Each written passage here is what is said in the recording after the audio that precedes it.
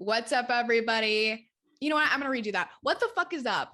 I'm here with my Uncle Tony, and you're listening to the Myranda Mindset. I am so excited to do this episode. Uncle Tony, you want to introduce yourself? Tell me a little bit about you. Well, hello, and thank you for having me on your Myranda Mindset program. Of course. So, I'm Uncle Tony. I am the older brother of Miranda's father. I am a husband.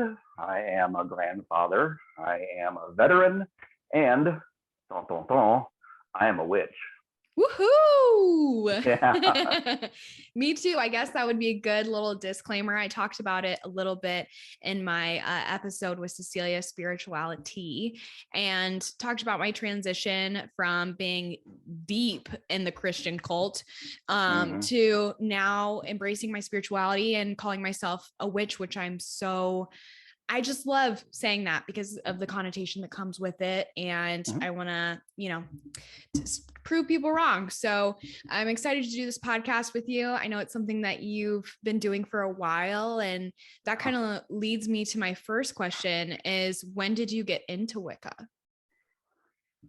So for me, my kind of spiritual searching happened about 17, 18 years old.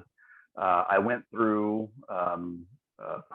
Catholic parochial school from grade school and high school. And a lot of the things that I was learning when I was going through the religious training of the high school was just, for a better word, fucked. Right. when you really come to think about it. Yeah. And I knew after, being so involved in it, our family was very, very heavily involved in the Catholic Church when I was growing up.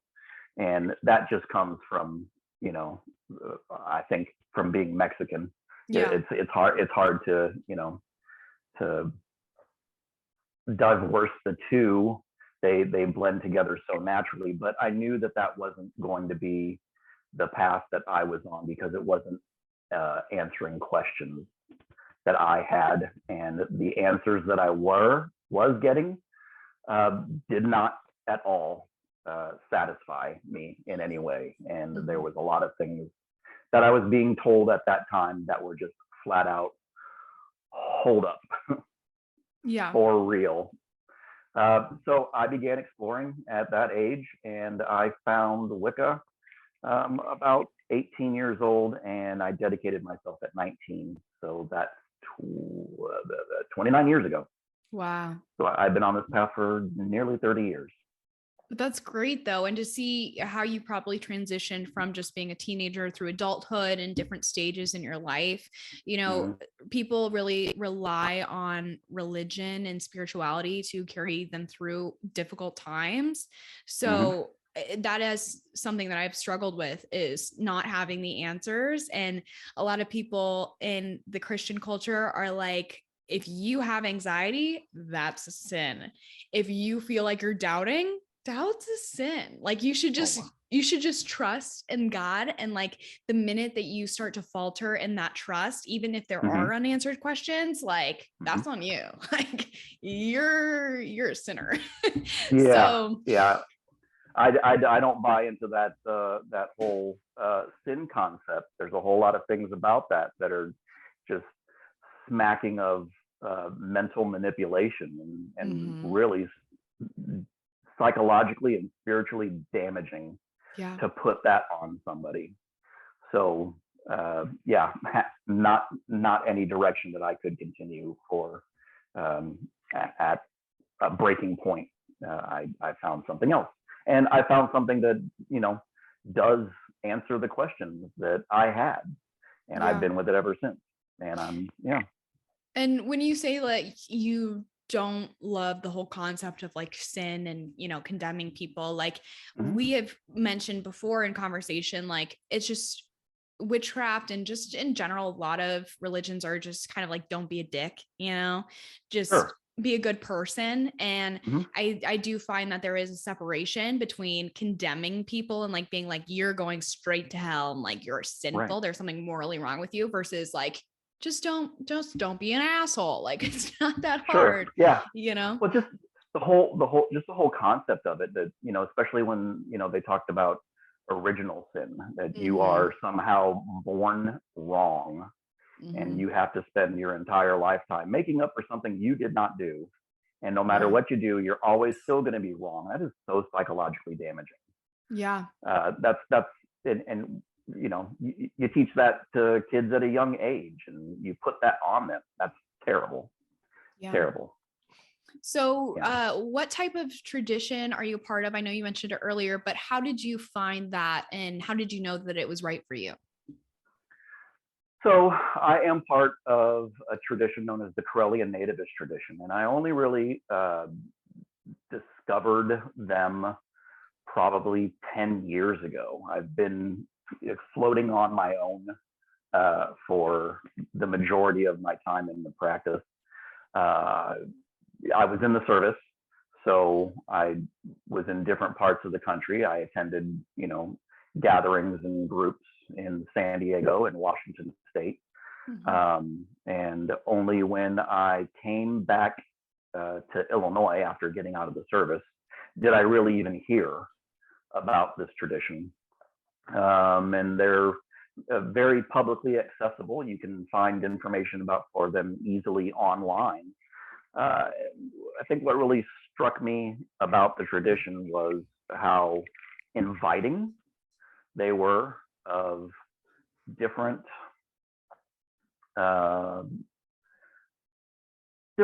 spiritual thoughts. Your craft doesn't necessarily have to look like everybody else's craft within that tradition, but if you hold certain principles in common, you can use that as a unifying force. I think that we're all better when we look towards our differences instead of look towards our similarities instead of our differences. And I think that's one thing that the Corellian tradition does really, really well. I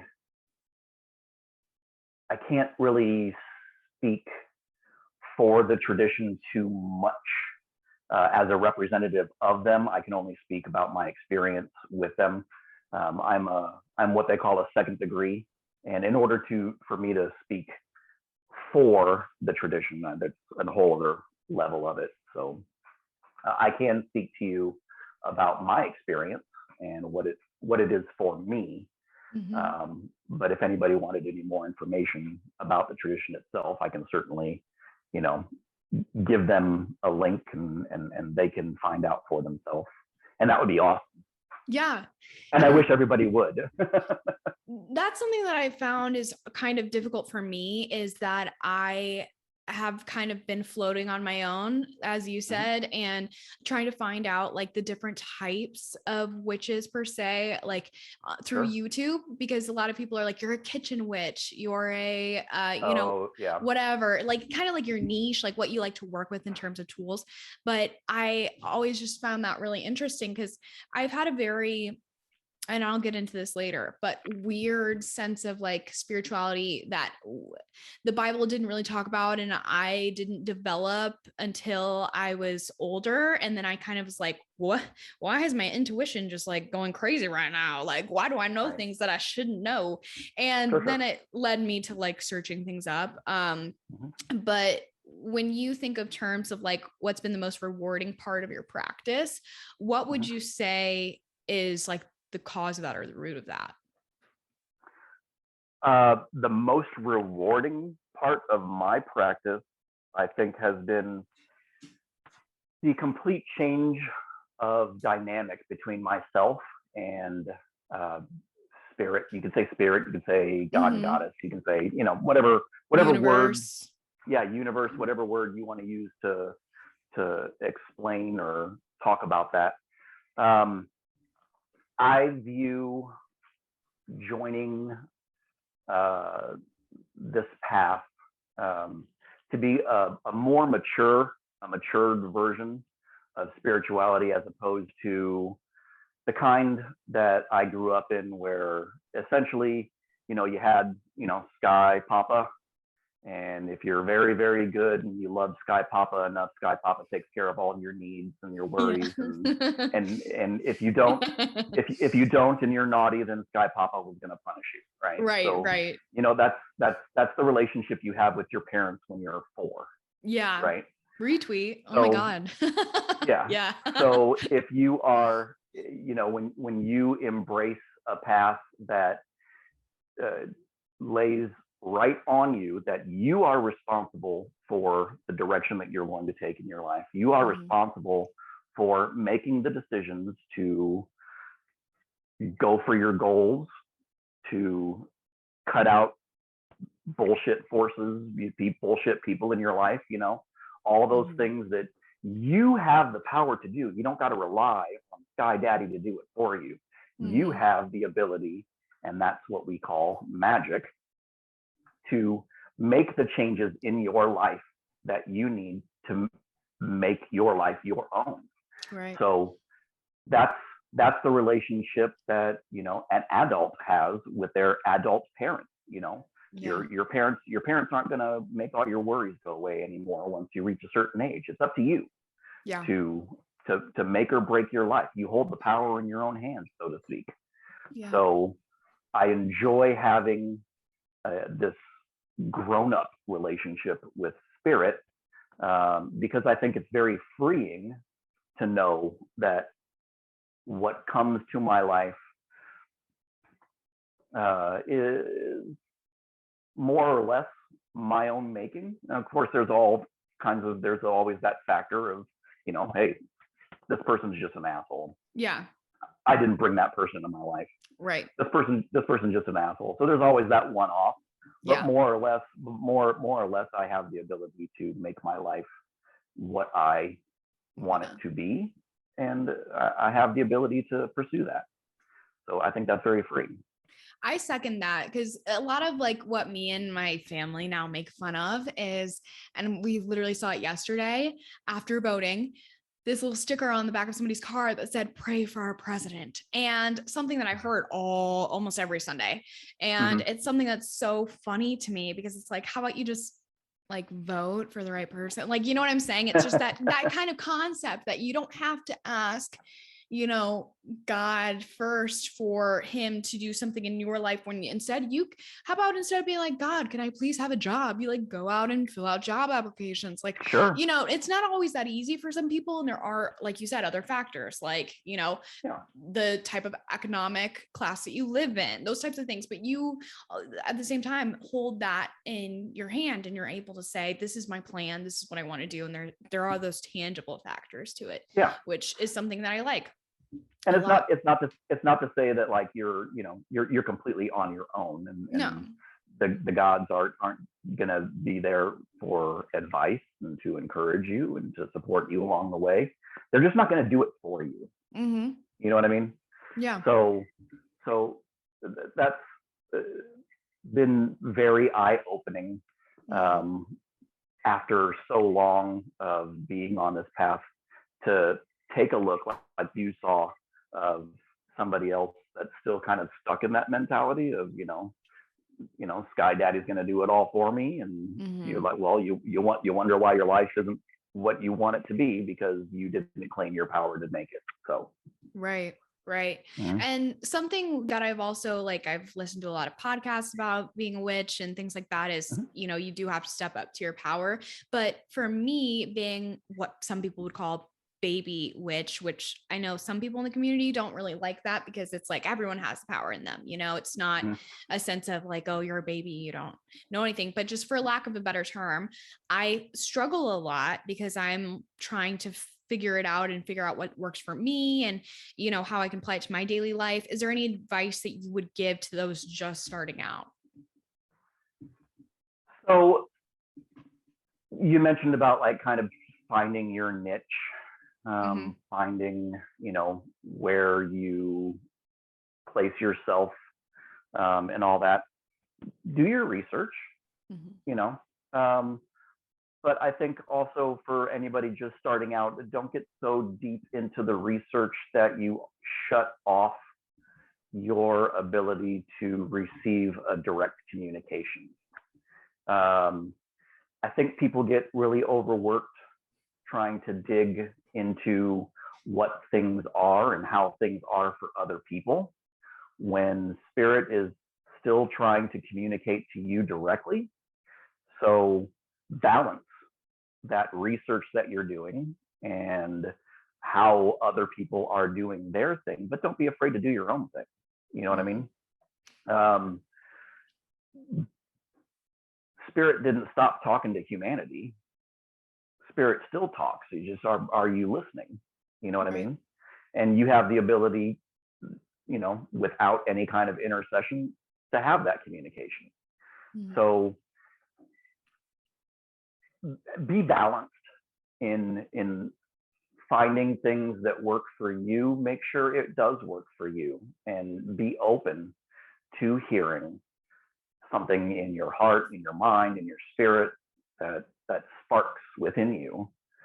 Your craft doesn't have to look like my craft. Your craft doesn't have to look like anybody else's craft. Your craft just has to make sense to you and work for you. So that's what I would say. That's something that I've also liked about the difference between this and how I grew up, because a lot of it is conformity, and the, you know, Christian or any like Catholic sector, from what I've understood, is you have to, like, it is either this way or it is no way, you know, there is no room for gray space. And that's what I like about witchcraft, is that like you can have a skill that, you know, I don't necessarily want to gain, or I don't want to search out or develop or whatever. And that's fine. And that's what works for you. And that's how spirit wants to communicate with you. But in terms of communicating with spirit, can you go into detail for those who might not know?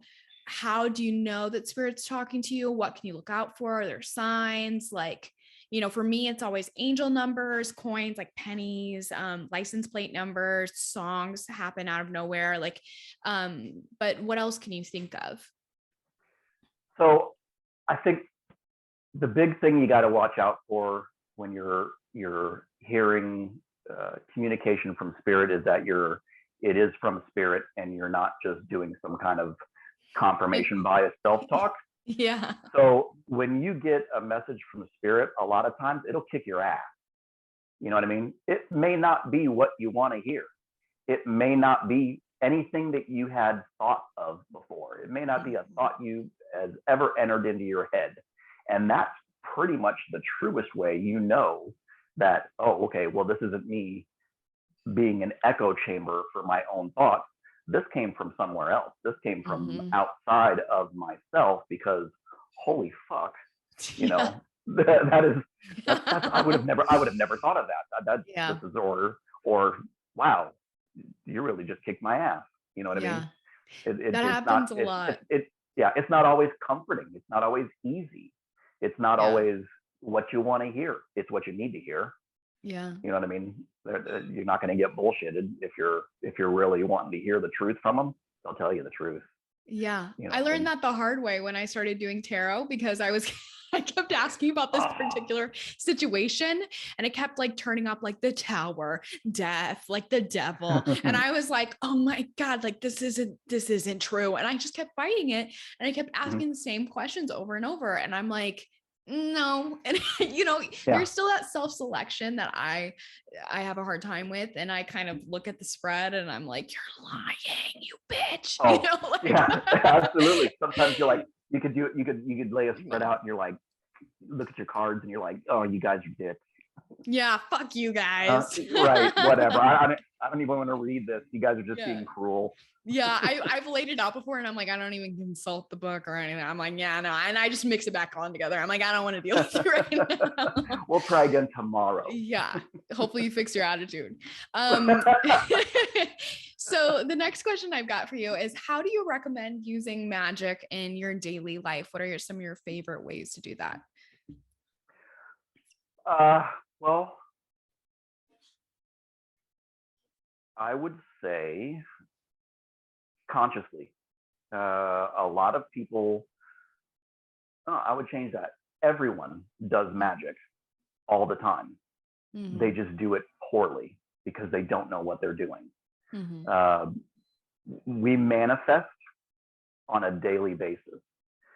And if you don't recognize what it is that you're doing by the words you speak, the way you treat yourself,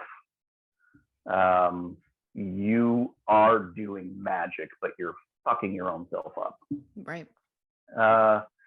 So with awareness, take a look at just the things that you normally do on a daily basis and put some kind of spiritual energy into them. Yeah.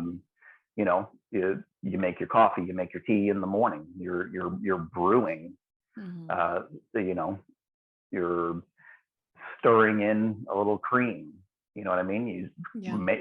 Putting a little energy into that cup that you're going to then consume into yourself. So you can have a thought, you can have an intention while you're stirring that cup, and then you drink that and take that energy in that way. Yeah. You walk through a doorway all the time. I see, you know, there's doorways around me, and doorways I can see in the Zoom here, there's two behind you. Every doorway can be a gateway. So as you walk through a doorway, if there's something that, you know, you'd like to focus on changing, you say, okay, well, when I walk through this doorway, I will no longer feel this way, or I will no longer have a fear of this. You know, I can picture myself walking into another version of this universe where I am not so self-conscious about something, or I do not dread this task coming up. I will accomplish this just fine. As I walk through this doorway, I walk into another reality where I've already succeeded in all this, and then I just own it because I'm already in that. Yeah. So simple things that you do every day, you can put magical intention into. Eating, bathing is cleansing. Going to the bathroom is cleansing. Release. Yeah, exactly. Yeah. Exactly. You're putting a plate of food together, you know, put a little sigil on your plate, put the food on top of that sigil, and consume the energy of your intention right there. So there's plenty of things that we do throughout the day that can just have a little bit of emphasis and intention put into it, and that's magic.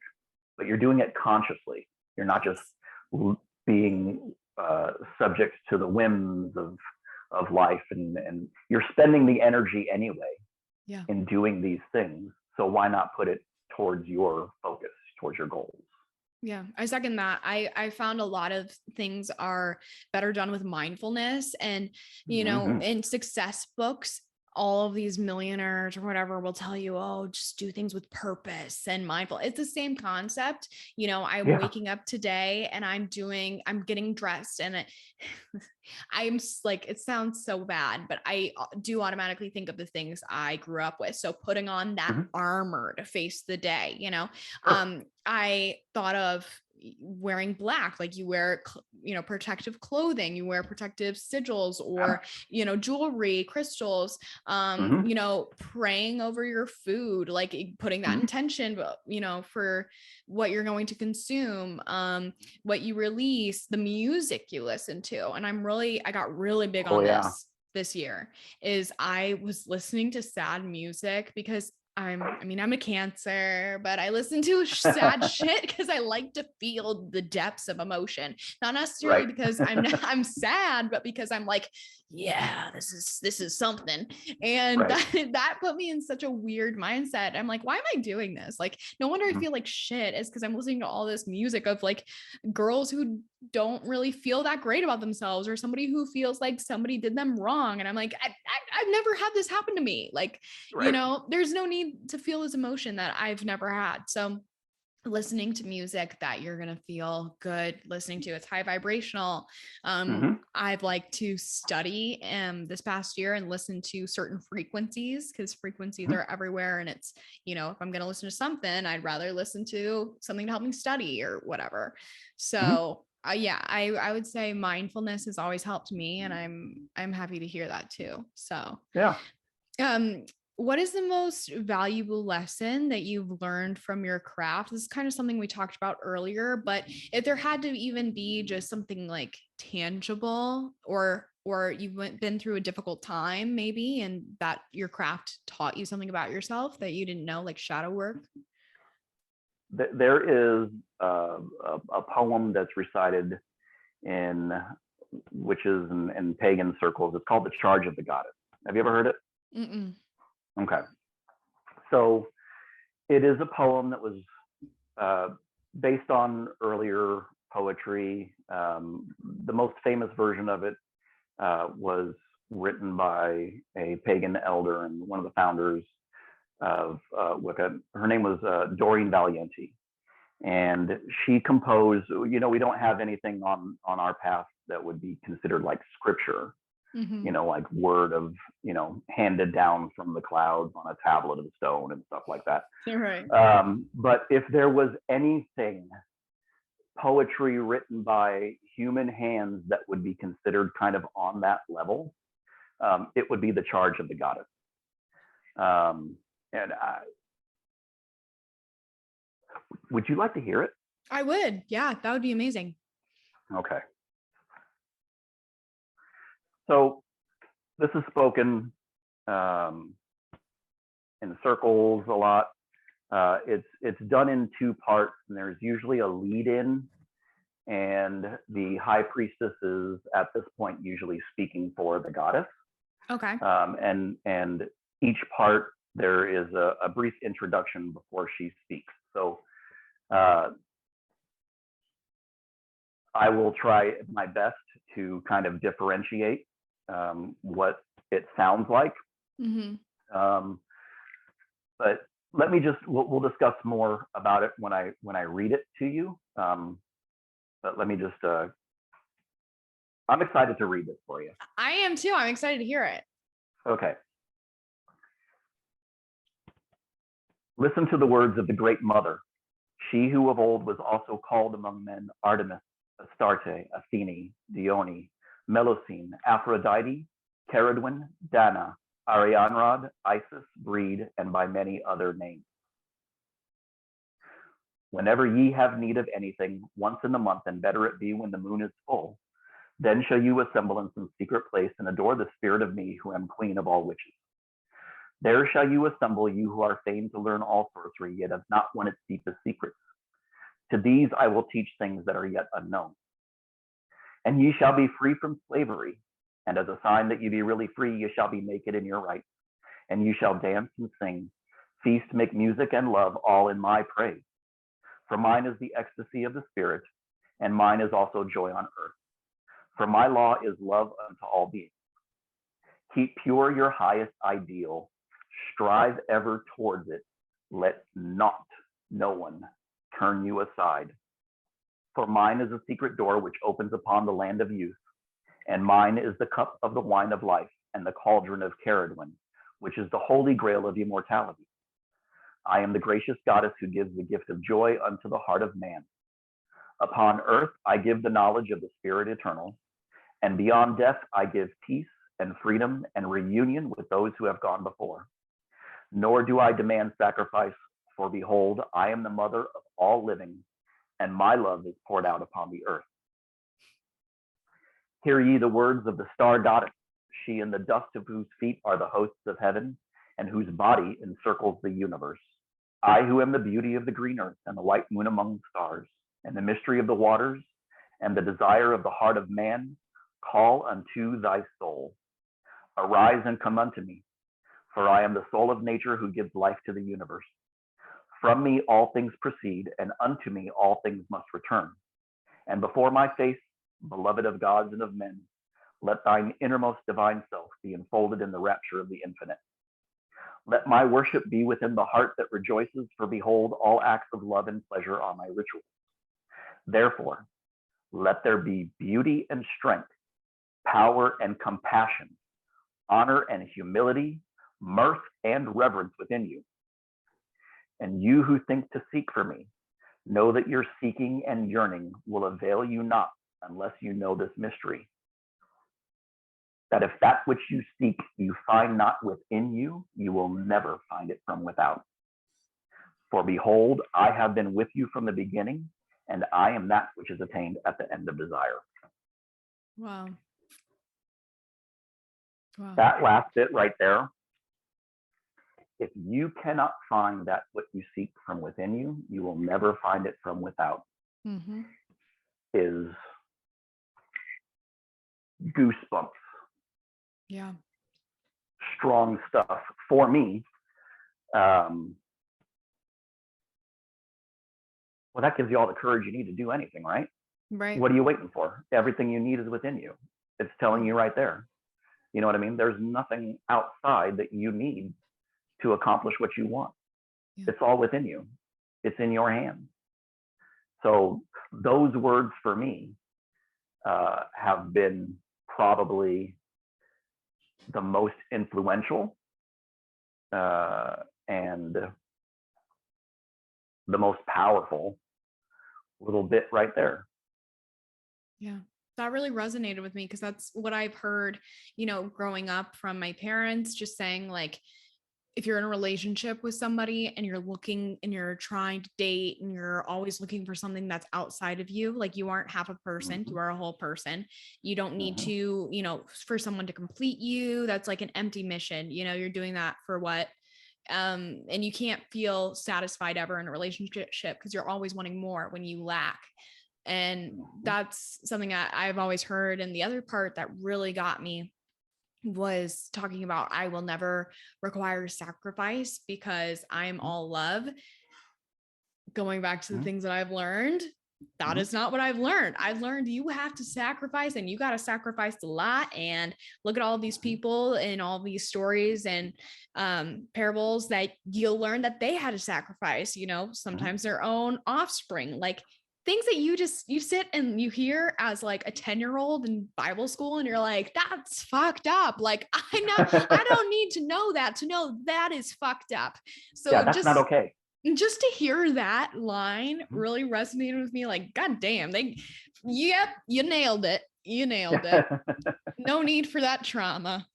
But, so switching on to a different subject now.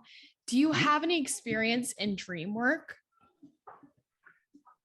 No, actually, I really haven't no, honestly, I really haven't kind of explored like dream work. You're talking like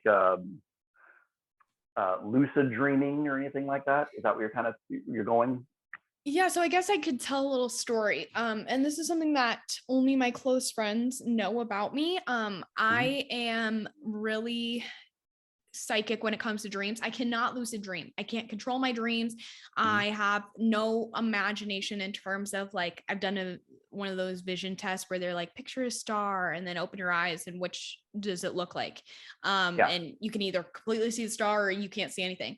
I cannot see anything. So I can't even, when I imagine scenarios, I think of them logically, like a step to step to step. I can't see them visually. So I have no real capacity that I know of to go into a dream and be able to control things. I've tried and I wake up immediately. So I have what I call psychic dreams and what I have normal dreams. And I can easily tell the difference between the two.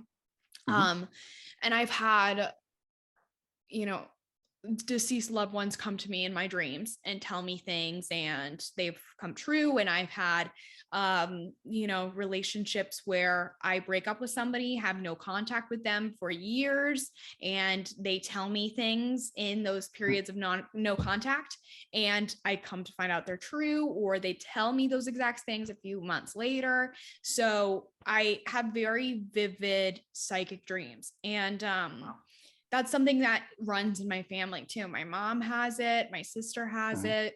And that's one of my, like, I call it my little secret power, because I don't know. It's just, I can tell the difference and I know it. And it's like, I'm kind of breaking this fourth wall in the astral realm. I can't astral project. I can't do any of that. But I'm having this moment with the people that I care about the most, or I have cared about. and they're telling me something that they need me to know.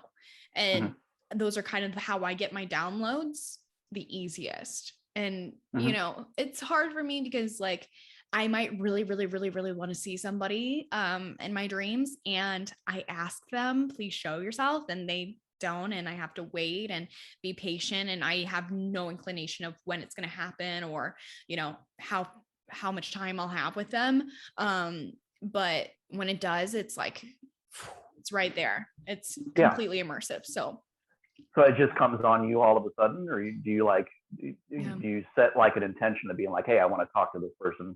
It's just all of a sudden they're there. All of a sudden, and I try to set the intention. I've been trying to help harbor that and like, you know, lay down with certain crystals. And I every night do part of my ritual is I lay with certain crystals that speak to me, and I listen to this guided meditation. I do like Reiki videos, and I listen to for a certain intention, but it never really works out for me. I have to just let it happen. And as I let go and release, it will happen. And I'll have to tell you some of those stories afterwards, because I think you'll really, really love those. But yeah, that's why I was kind of wondering. I'm like, does this run in the family? Do you have this? Like, is it just something I got from maybe my mom's side? I don't know. Yeah, it seems like it's something you got from your mom's side. Nothing that I have really experienced for myself. I do a lot of my journeying in daydreams though. So that's cool. I get downloads while I'm still awake. But usually when I'm engaged in a physical task where my body is working and my mind just goes. So that's kind of going back to what we talked to before, is when I will hear the voice of spirit the most, is when there's just nothing. There's nothing on my mind. I'm working or something. I'm mowing the lawn, even. You know what I mean? I'm mowing the lawn. I'm mowing the lawn, and I'm not even really focused on anything. But boom! Holy crap! Okay. Yeah. I have this now. You know, what am I going to do with this information? Right. You know, but it happens when I'm wide awake, just in that kind of in between. Yeah. So what is like your favorite ritual to do? Do you have one? There's so many that you can do. You can do like various kinds. Yeah. You know, I celebrate Esbits. I celebrate Sabbats. I like this. That's one of the things I love. I love doing the ceremony. I love lighting the candles. I love working with the tools. I love casting circle.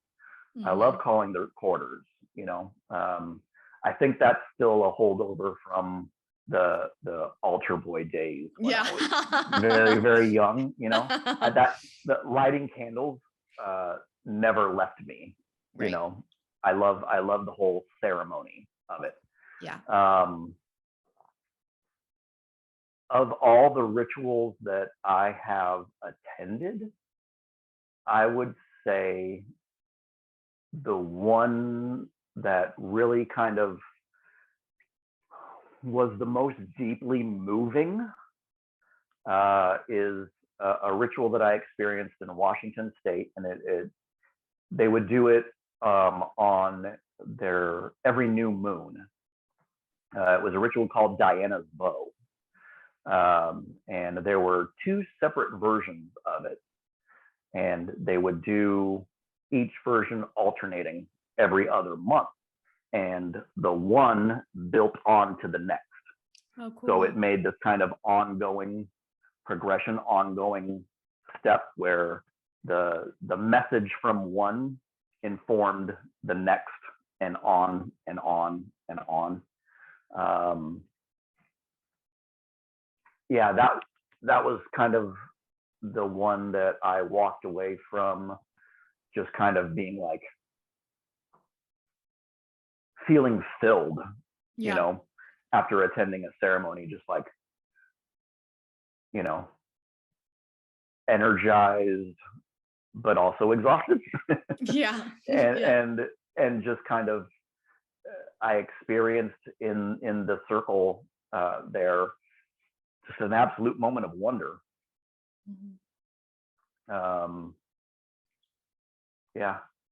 I would love to attend that again. I talked to the author of that ritual. I had a conversation with him over Facebook Messenger some years ago, and was able to kind of talk to him and dig into his brain a little bit too. So I got some background on it, and how it came to be, and I always thought it would be really fun to kind of bring that ritual here to the Midwest.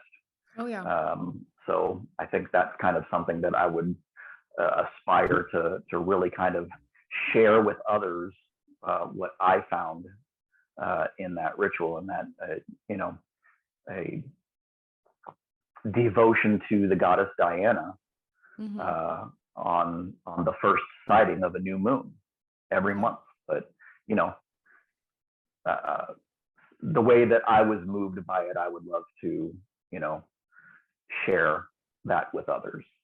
Yeah. So yeah, Diana's bow, beautiful, beautiful stuff. So kind of going back and talking about a sense of like community, do you have to have a coven? Do you have to have a community? Like I don't even know what a proper term for that would be, but what would you suggest? So you're talking about doing coven work, finding a coven, stuff like that? Yeah. Or even just like a sense of community, just if you don't even know what type of tradition you want to do. Like for someone like me, that I'm just kind of free floating and trying to figure it out. I don't even know what the next step would be. Yeah.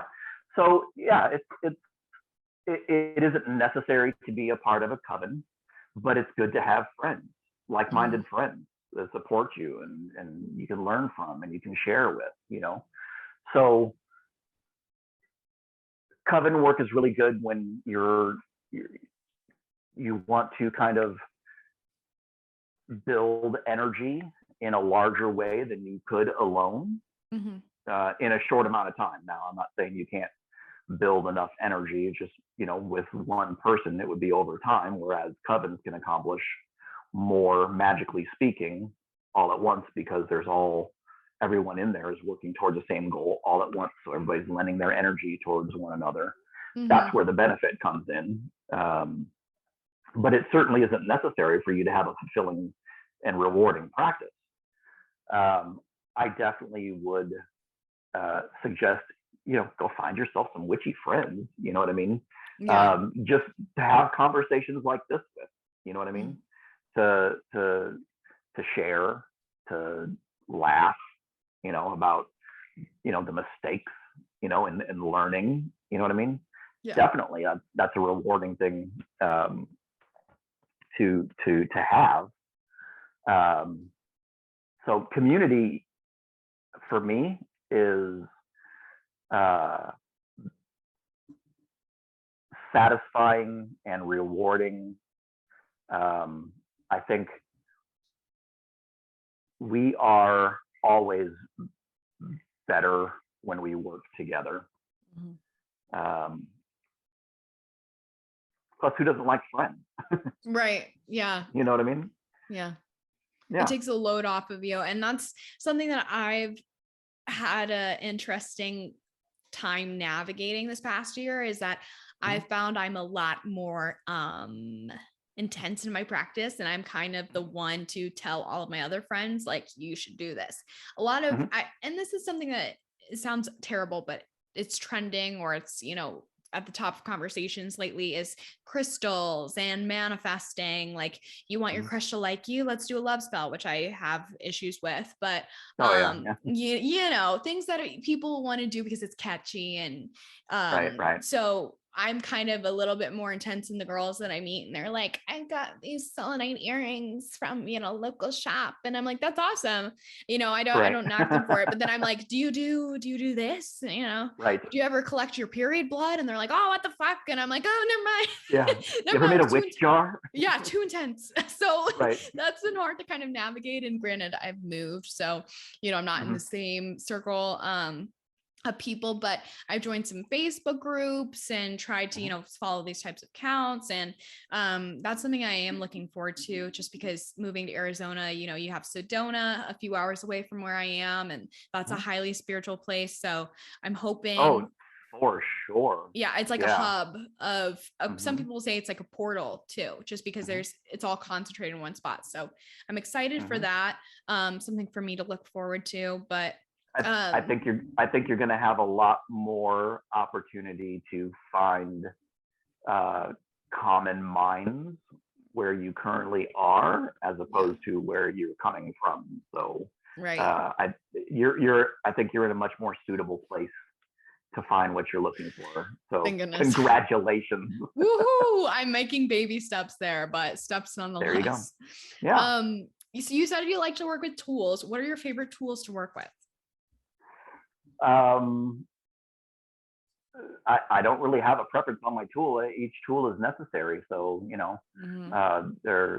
everything is a representation of the elements there. So they each have their role to play in the ceremony of conducting a ritual. So, the 4 tools of the athame and the chalice and the wand and the dish of salt. Each have their function, and they all play an equally important part. So I don't really have a preference in them, but I enjoy the act of using that. I enjoy the act of ceremony, and that really appeals to me.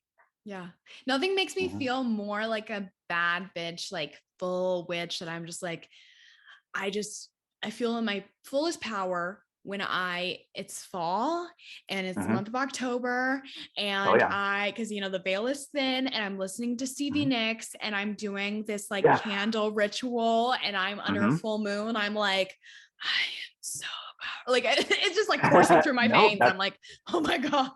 That's good. That's the energy. You get pumped up about it.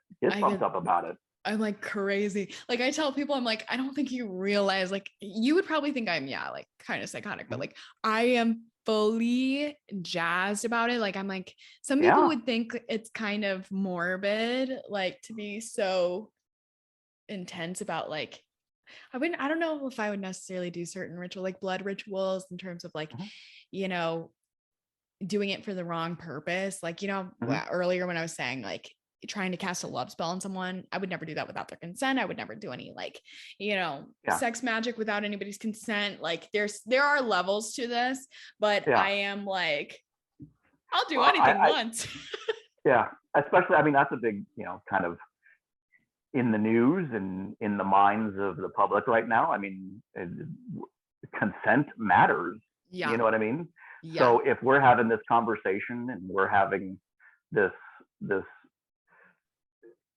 exposure in society of all the ways that consent wasn't given, and justice is coming and being done to people that were taken advantage of, women that were taken advantage of, consent matters. You know what I mean? So you can't stand there and say you're going to do these spells, these love spells, and where did consent go all of a sudden? Right. You know what I mean? So if it's true, it is true, obviously, but consent matters. Yeah.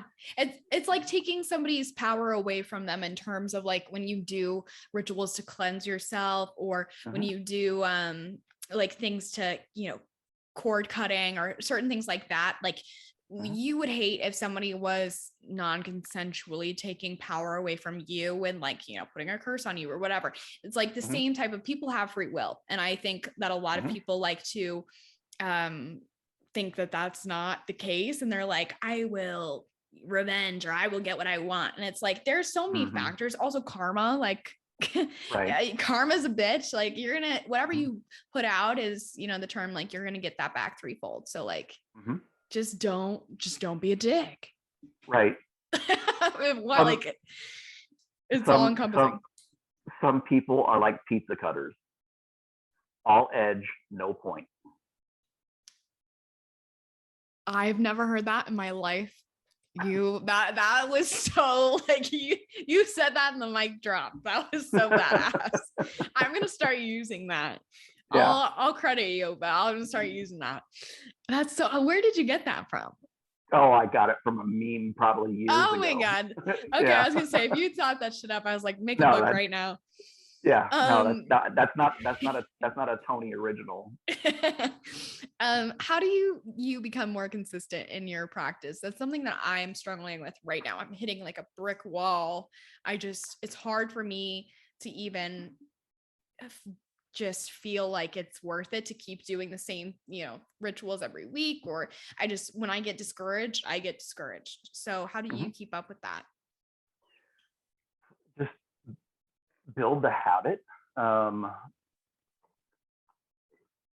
Like before, when you're putting intention into your everyday actions, you're kind of drawing the mundane side of life and the magical side of life. You're kind of pulling those two things a little bit closer together. So it may feel kind of hard to have a consistent practice when those two parts of your life may feel so far apart. But if you are blending the two, if you are living with intention, if you are living with focus, and the mundane and the magical get a little bit closer together, and it's not so big of a leap to go from one to the other, and to be consistent, because it's something that is just natural to you. You built the habit of, knowing, okay, well, the full moon's coming up, and I know that it's coming up because I can look at the sky, or if it's too cloudy, I can look online, and I know right. days, I've got these many days to prepare for it. So, I know that's the 12th is going to be full moon next. But it's for repetition. Yeah. Seriously, just like any kind of thing, not necessarily anything magical, but anything that you want to be consistent in, any skill, any trait, it's repetition, habit. Yeah. Make it a habit, make it rewarding. Yeah. Find a way to reward yourself for remembering. Yeah. That's I like to reward myself with buying like crystals and more tools. Hey, there's more. I do it with books. Yeah, my sister does too. Yeah, she's the same way. But that leads me to my last and final question, which is kind of something that I just like talking to everyone about. And that is, what is your favorite crystal? Do you have a favorite crystal to work with, or something that you're really loving right now just for your own spirituality work? Yeah, so this kind of diverges more into other aspects of my life. So I've November will be 5 years that I've been sober. That's awesome. So yeah, thank you. I have been involved in a recovery group for pagans for almost as long as that. I think it was my first year of recovery that I kind of came up with the idea of, God, I really would like a place to, rather than an AA meeting where that is, they try to say that they are not, but they are very Judeo-Christian in their language and their philosophy, and that's fine, and that works for a lot of people. But when I shared, and if I were to talk about my spirituality, there's still kind of that little sideways glance you get. So I was like, I really would like a place where I can, talk about how my recovery from alcoholism is informed by my faith. So I started one. That's awesome. And it's called Amethyst Circle, and it's based upon the story of the amethyst and how the amethyst got its color and its purpose of reputed value of being able to keep people from suffering from intoxication and was used in Rome. They would make cups out of amethyst so that they believed if they drank out of an amethyst cup, it would take out its powers and you wouldn't get so nearly smashed. Oh my gosh. I'm sure that's scientifically not true, but it sure is a nice story. Yeah. So amethyst has that reported quality, and it does help me with soothing, finding in times of stress, reinforcing, the things that I'm learning and the skills that I'm building in recovery. And the amethyst is the thing that I keep near me. I got one right here. That's amazing. And a big chunk right here. I love amethyst. That's helped me a lot. Lepidolite's helped me a lot with my anxiety. It's calming. That's why it helps for sobriety, because it's calming when you're going through, especially the worst part of withdrawal, when you're drying out. It's it has its qualities that help in that, but it also is kind of a mental key to remember things skills that I've picked up in meetings and ways of controlling my thoughts and staying focused on my health and my recovery. Seeing it right there serves as a good reminder. Yeah. You know what I mean? So that's my buddy. I love that. Yeah. Mine for a really long time, and still kind of is, carnelian, just because I had a lot of issues just with my sacral chakra being blocked, me just feeling really disconnected and, needing to have that and find my own power and my own creativity and just allowing myself to be who I need to be and realign myself with that. So that's something that I've really loved. And I've also gotten really into protective stones. So, black tourmaline, that type of thing. That's always been really helpful for me. But yeah, I just want to thank you so much. This has been very, very insightful. I can't even tell you how many questions I've had, and I've just kind of let it boil up until I'm just like, you know what? I'm going to ask him if he's willing to do the podcast. And I'm so happy that you were. So I was delighted to do this, and honey, I'm not going anywhere. You got questions on your path? Call me anytime. You want to record another one? Let's record another one. Or if you just want to have a chat, over some coffee, let's have a chat over some coffee. I'm delighted to talk to someone in the family about these things. For a long time, I was like the only one. Yeah. And you know what I mean? And until oh hi, look. Hi. Oh, get in here. What's up, bitches? Hi, I'm so glad you're here. He was just telling me earlier how you were listening to the podcast and you guys were both talking about how now you're just gonna say, what the fuck is up? What the fuck is up, bitches? I know. I was telling Uncle Tony, I was like, I'm so sorry. Like, I hope you're okay with that. I forgot to warn him. Yeah. Yeah, no. No, you're beautiful. We love you. Thank you. I love you guys too. And I'm so glad that I'm at this place in my life where I feel like I can talk to you guys and feel like we have this connection, because it's always something that I've wondered. And I was, always too afraid to ask anything. And I think that's something that I just had to grow out of and find my own confidence in myself and my own values. So I'm happy that you guys have lent a helping hand and that you guys are always willing. So thank you. Anytime, honey. Anytime.